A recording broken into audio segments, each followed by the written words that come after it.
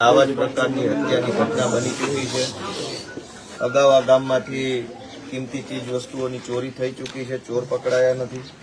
અનેક ઘટનાઓ આ ગામમાં જ અને આ વિસ્તારમાં બની છે, પણ દરેક વખતે પરિણામ કાંઈ આવ્યું નથી। તો આજે અત્યારે ક્રૂર ઘટના બની છે, એ બાબતે શું પોલીસનું માનવું છે? પેલા તો ગોપાલભાઈ અગાઉ વાત થઈ કે અગાઉ જે બનાવ બન્યા છે એ બાબતે શું કાર્યવાહી થઈ કે એમાં કંઈ રિઝલ્ટ નથી। કાલે જ વાત થઈ હતી ગામજનો સાથે સીએચસી આપણે વડિયા ખાતે વાત થઈ હતી કે જે ભેંસ ચોરી થઈ હતી એમાં પોલીસ મહેનત કરી, આરોપી તો લાવી પણ જીવતા પશુ પણ પાછી લાવી હતી। બે ભેંસો પાછા લાવ્યા હતા આપણે, છેક બીજા જિલ્લામાં માંગરોળથી આરોપી પકડાયા હતા અને એને આપણે પાછા લાવ્યા હતા। અગાઉ જે 30 વર્ષ પહેલા જે બનાવ મને કાલે વાત થઈ, એક બે જણાએ મને કાલે કીધું કે 30 વર્ષ પહેલા પણ આ બનાવ બનેલો છે ફૂટબોલથી, એમાં પણ આપણે આરોપી આવી પકડાઈ ગયા હતા અને ગુનો ડિટેક્ટ થયેલો છે। આજની આ ઘટના બાબતે હું પોલીસનું આજની આ ઘટના બાબતે જે 17-18ની રાત્રે જે બનાવ બન્યો છે, મોટાભાગે પોલીસના અનુમાન પ્રમાણે જે વહેલી સવારે સ્પેશિયલ અધિકારીનું અનુમાન પ્રમાણે જે વહેલી સવારે આ જે બનાવ બન્યો છે એ 18 તારીખે 6:22 રિપોર્ટિંગ થયું છે। એ એમના રિલેટિવ જે અહીંયા પાડોશી છે એમને જાણ કરી, ફોન ના ઉપાડ્યા દાદા દાદીએ, એટલે આ લોકો ત્યાં ગયા અને ત્યાંથી આવી રીતે ઘટના ખબર પડી। પોલીસને જાણ થઈ, કંટ્રોલ રૂમને જાણ કરી, કંટ્રોલ રૂમે મને ફોન કર્યો, અમને કંટ્રોલ રૂમે ફોન કર્યો અને 10 મિનિટમાં વડિયા પોલીસ અહીંયા હતી। એના પછી અમે એફએસએલ આ ગુનાના કામે ગંભીર ગુનો છે, એરેસ્ટ ઓફ રેરમાં અમે FSL, dog squad, fingerprint expert બધાને બનાવ સ્થળે ઘટના સ્થળે બોલાવ્યા છે। એણે એને પોતાના અભિપ્રાય આપ્યા છે, જે નમૂનાઓ છે લોહી મળી એવું છે ઘટના સ્થળેથી લીધું છે, જે ફિંગર મળી ફિંગર લીધા છે, ડોગને સ્મેલ આપીને ડોગ ઢોળવા રોડ 1 કિલોમીટર સુધી ગયો છે। બધી આપણે રેકોર્ડ ઉપર અને એક્સ્ટ્રા જે 100% કામગીરી કરવી જોઈએ 100% કામગીરી એમાં કરી છે। ફિંગર મેચ થયા, ફિંગર આરોપી પકડાય એટલે પછી એના જોડે મેચ કરશું। એટલે એવું ન હોય, આપણે પોલીસ તરીકે જેટલા ગુનામાં આરોપી પકડાતા હોય ભૂતકાળમાં તમામના ફિંગર લઈએ છીએ, ઓનલાઈન લઈએ છીએ, મશીન ચાલુ ન હોય તો ઓફલાઈન લઈએ છીએ। એનો એક સેન્ટ્રલાઇઝ ડેટાબેઝ બને છે, એ ડેટાબેઝ સાથે આપણે મેચ કરીએ તો તરત ખબર પડી જાય કે આરોપી કોણ છે। હવે એ પકડાય પછી મેળવવાની ક્યાં જરૂરત છે? તો એ આખું પુરાવાના વિષય ઉપર આવી ગયું। અત્યારે તપાસના વિષય ઉપર આપણે ફિંગરપ્રિન્ટ મેચ કરવાના છે, પાછળથી જે મેચ કરશો એ પુરાવા માટે કરશો કે જેથી પુરાવો મજબૂત બને। આપણે દરેક આરોપીના ફિંગરપ્રિન્ટ લઈએ છીએ પેલા મશીન ઉપર લઈએ છીએ, બરાબર? તો એ તમે અત્યારે જે ઘટના સ્થળેથી જે ફિંગરપ્રિન્ટ મળ્યા છે એને ડેટાબેઝ જયારે મેચ કરો અને ધારો કે મેચ થઈ ગયા તો આરોપી પકડાઈ ગયો। અગાઉ એવી રીતે તો મેચ કર્યા, અગાઉ જે તમે કીધું એવી રીતે અગાઉના જે બીજા ગયા વર્ષે 2024માં એક અમારે કરફોડ ચોરી થઈ હતી, MOB માં બધો ડેટા હોય છે। એ જ કહું છું હા કે 2024માં આપણે અમારે કરફોડ ચોરી થઈ હતી, ત્યાંથી આવી રીતે ફિંગરપ્રિન્ટ લીધા હતા। એ ફિંગરપ્રિન્ટ અહીંયા આપણે મેચ થવા માટે મોકલી આપ્યા અને જયારે આરોપી મળ્યા તે આરોપી સાથે ફિંગર મેચ થયા હતા તે તો સમયે। એટલે મારું એ કહેવાનું છે કે અહીંયા જે ફિંગરપ્રિન્ટ મળ્યા એ આખા ગુજરાતના ફિંગરપ્રિન્ટના ડેટાબેઝ જયારે આપણે મેચ કરીએ તો ગમે એ જિલ્લાનો ચોર હશે એ પકડાઈ જશે। જરૂરી નથી ઘરફોડના અમરેલી જિલ્લાના ઘરફોડના લિસ્ટ આરે જ મેચ કરીએ તો કોઈ બીજા જિલ્લામાંથી અહીંયા આવી ગયો હોય। અમરેલીનો ઘરફોડનો ડેટા હશે, ગુજરાતનો ડેટા છે, તમામ પ્રકાર, અને જરૂરી થોડું છે ઘરફોડ કરતો એને જ ઘરફોડ કરે છે। હવે સાદી ચોરી વાળા આ વખતે નવો રસ્તો લીધો એવું બને તો આખા ગુજરાતના ડેટાબેઝ સાથે ફિંગરપ્રિન્ટ મેચ કરો તો સંભાવનાઓ છે કે કોઈક મળી આવે, ના મળી આવે તો પાછો તપાસનો વિષય છે। અમારા ફિંગરપ્રિન્ટ એક્સપર્ટે જે તમે જે વાત કરી એ ફિંગરપ્રિન્ટ મોકલી આપ્યા છે, 24 કલાક જેવું શું છે, વધીને એકાદ દિવસમાં જે કંઈ પરિણામ હશે મેં નેગેટિવ કે પોઝિટિવ મેચ થયા કે નથી થયા એ આવી જશે। એ સિવાય આપણે ટેકનોલોજીકલ સર્વેલન્સ કરી અને આપણે બધું SDR ને CDR ને કોલ લોકેશન જોતા હોઈએ છીએ, એની ઉપર આપણે કેમેરા અમે જાજી ચર્ચા નથી કરવી ઘણી વાર, બરાબર? પણ એ પ્રેઝન્સ જે છે એ પ્રેઝન્સ તો બહુ આસાનીથી પકડાઈ જાય એવી વાત છે। પ્રેઝન્સ તો મોબાઈલ વાપર્યો હશે, મોબાઈલ વગર તો કોઈ આવવાની, એક માણસ ગાડી લઈને આમ ઉભો રહે, એક માણસ અહીં ચોરી કરે, એક માણસ નજર રાખે, ત્રણેય વચ્ચે કોમ્યુનિકેશન કરવા માટે મોબાઈલ વપરાવાનો। મોબાઈલ વગર કોઈ ક્રાઇમ થઈ શકે એમ છે જ નહીં આજના સંજોગોમાં, તો એ તો બહુ સ્વાભાવિક। મોટાભાગના ગુનાઓમાં મોબાઈલનો યુઝ થાય છે, તો આ ઘટનામાં મોબાઈલ હશે તો આપણે શું સર્વેલન્સ કર્યું? ભાઈ આ ટાવરની રેન્જના જેટલા રેગ્યુલર નંબરો છે એ તો 6 મહિનાના સરેરાશમાં આવતા હશે, સરેરાશ સિવાયના જે નંબર આવ્યા એને જોવાના, સસ્પિશિયસ તરીકે જોવાના। તો હવે એ બધી વસ્તુમાં કેમ કે ગામજનોની શું ફરિયાદ છે કે ક્યારેય કોઈ આરોપી ચોર ક્યાંય પકડાતા નથી અથવા પકડાય તો છૂટી જાય છે એટલે વારંવાર એની હિંમત વધી જાય છે અને પછી ગમે એવો ક્રાઇમ કરી નાખે છે. બે પ્રશ્ન મોટા છે. એક તો પકડાતા નથી, મોટા ભાગે પકડાય તો એવા બધાના ઢીલા કેસ ને ઢીલા કાગળ ને ઢીલી તપાસના કારણે ફટાફટ છૂટી જાય. એટલે ન પકડાય એ ડબલ હિંમતથી ક્રાઇમ કરે છે, છૂટી જાય એ પણ પાછો ક્રાઇમ કરે છે. શું થઈ ગયું મારું? તો હવે આમાં વ્યક્તિગત રીતે તમને કઈ કહેવાનો પ્રશ્ન નથી. તમે એક સરકારી તંત્રના પ્રતિનિધિ છો. અમારે સરકારના ટેકે જીવતા હોય, તમારો જીવ સરકાર બચાવશે. તમારાથી કઈ નો જ થાય એમ હોય તો અમારે શું કરવાનું?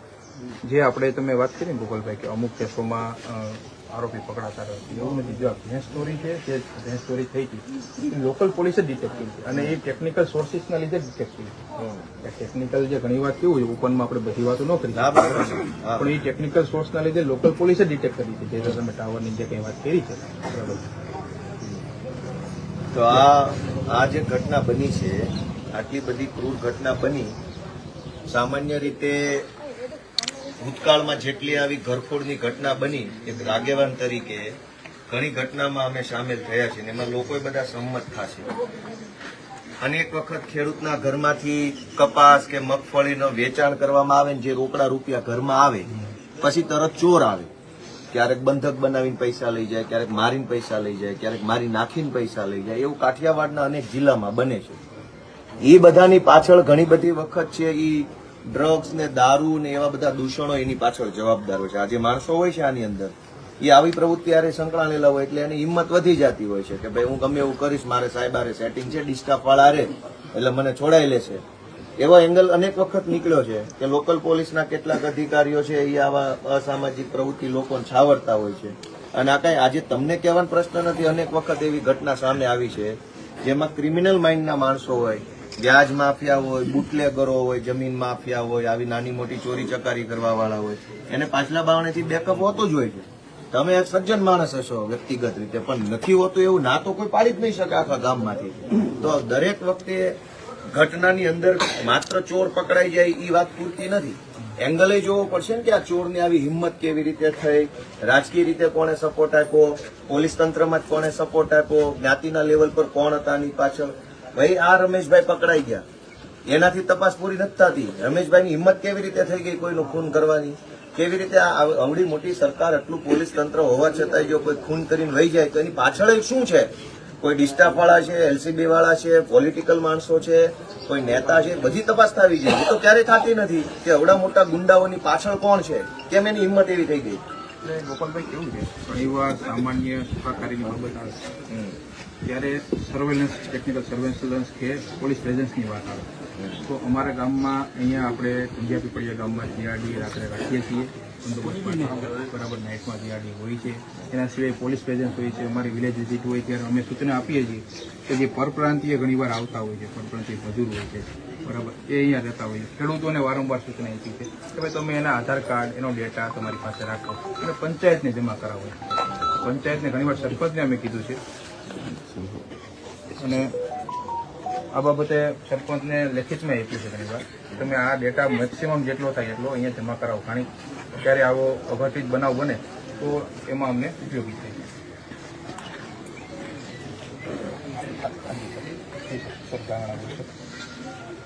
અહીંયા કુંડિયા પીપળિયા ગામે અને વિસાવદર ધારાસભ્ય ગોપાલભાઈ એવા છે અને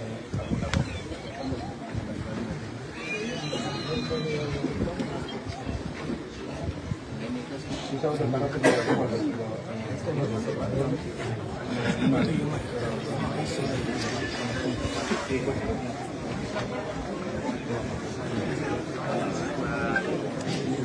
ભલે આવતો આવવાથી ભલે વરસાદ ભલે આવે હા ભલે આવે ટાઈમે એવું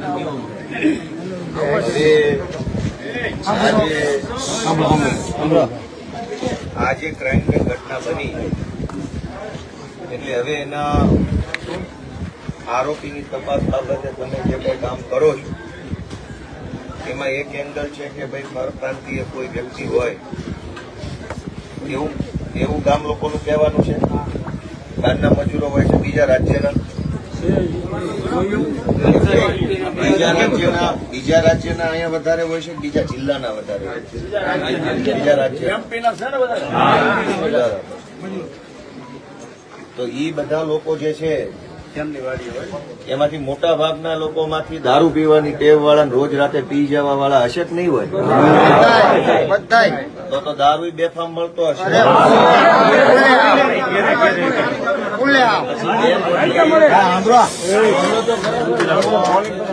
માનો કે 2 પોટલી પી જાય પછી ગમે એનું ખૂન કરી નાખે. તો આટલી બધી ક્રાઇમ એક નથી, સિક્વન્સ ઓફ ઇવેન્ટ છે.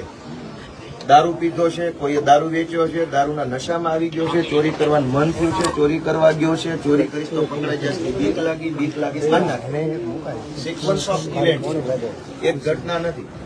દર વખતે આપણે પરપ્રાંતિ કરીને છટકી જવાનું, 2-3 ને પકડીને ફોટા પડાવીને તપાસ પૂરી કરી દેવાની, પછી નવી ઘટના થાય ત્યાં સુધી રાહ જોવાની. તો આનો કાયમી ઉકેલ શું? ગામડામાં અમારે જીવવાનું કેમ? ગામડામાં રોજગારીની વ્યવસ્થા નહોતી, શહેરમાં કમાવા ગયા, મા બાપને રેઢા મૂક્યા તો આવીને મારી નાખ્યા કોકે. તો આમાં અમારે હવે શું કરવાનું? શું ગામજનો શું આશ્વાસન છે? શું આશ્વાસન છે આમાં? અમારે શું કરવાનું? હવે આખા કાઠિયાવાડમાં અનેક ગઢા મા બાપ ગામડામાં એકલું જીવન જીવે, ખેતીવાડી સંભાળે, સેવા પૂજા પાઠ કરે અને શાંતિથી જીવે, એને મારી નાખે. અને આવું છાસવારે બને. બોલા કયા ગામમાં બન્યું? ક્રાકચ પાસે બાવાડા ગામમાં, ત્યાં અમરેલીની ઘટના છે જિલ્લાની. 2 વર્ષ થઈ ગયા છે. 2 વર્ષ પહેલા આવી જ ખૂનની ઘટના અમરેલીમાં થઈ ગઈ, કોઈ આરોપી પકડાણા નથી. તો હવે આ ગામમાં સલામતી શું? સલામતી શું? આ તો થોડાક દી બધું લોકોમાં આક્રોશ છે એટલે તમે આવશો ને ગાડીઓ ફેરવશો ને ઓલા ખેતરે જાશો ને ઓલા ખેતરે જાશો અને બધું કરશો, રીલું બને એવો કાર્યક્રમ. પણ પછી શું? પછી તો બીજો ગમે આવીને મારી નાખશે.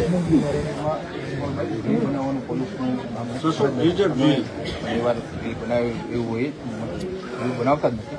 અને જે આ બનાવ જે ભેંસ ચોરી છે તો એ તો ભેંસ ચોરી ઘણા સમય પછી ડિટેક્ટ થઈ, માટે એટલી તો મહેનત કરતા. ભેંસ ને મારી નાખ્યા એની વાત છે, ખૂન થઈ ગયા, ડબલ મર્ડર.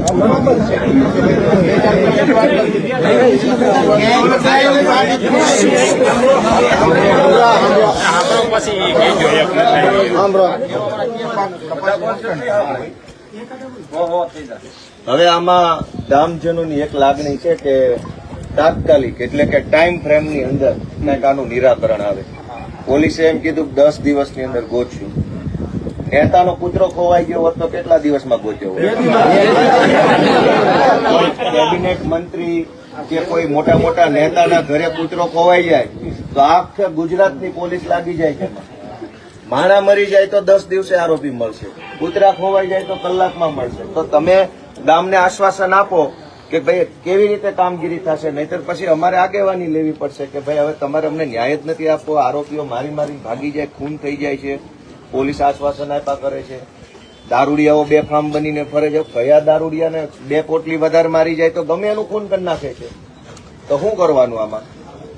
ગામ લોકોને કાલે એ વાત આપણે મોટાભાગના થઈ હતી, ચર્ચા થઈ હતી. એ બાબતે અમે કીધું વહેલી તકે આરોપી પકડશે, એવું નહીં 10 દિવસમાં, કદાચ 2 દિવસમાં આરોપી પકડાઈ જાય. તો ટેકનિકલ ડેટાને અમે જે મહેનત કરીએ છીએ એના આધારે 2 દિવસમાં, 3 દિવસમાં, 4 દિવસમાં પકડાઈ. પણ અમે ટાઈમ લિમિટ એવું કીધું 10 દિવસમાં મોટા ભાગે અમે જે રીતે તપાસ કરીએ છીએ એવું લાગે છે અમે પકડી લઈશું આરોપી. આ વિઝિટેશનનો ગુનો છે કાયદાની ભાષામાં. ભોગ બનનારના પરિવારે એવું જણાવ્યું કે એસપી સાહેબે વિઝિટેશનના ગુનામાં આવવામાં કેટલા કલાક થયા? એસપી સાહેબ જેવો ગુનો દાખલ થયો તરત જ દાખલ થયો ને ગુનો બન્યો, ગુનો જાહેર થયો. ગુનો બન્યો વહેલી સવારે, ગુનો જાહેર તો 6 વાગ્યે, ગુનો દાખલ થયો 8 વાગ્યે, પછી એસપી સાહેબ આવ્યા. તો એમ એ ટેકનિકલ ભાષામાં મારી યાર ખોટી વાત નહીં કરવાની, એ ગામ લોકો ન ખબર પડતી હોય, મને ખબર પડતી. મારું એમ કહેવાનું છે કે વિઝિટેશનનો ગુનો જાહેર થયો એટલે ગાડીઓ ભાગવી જોઈએ.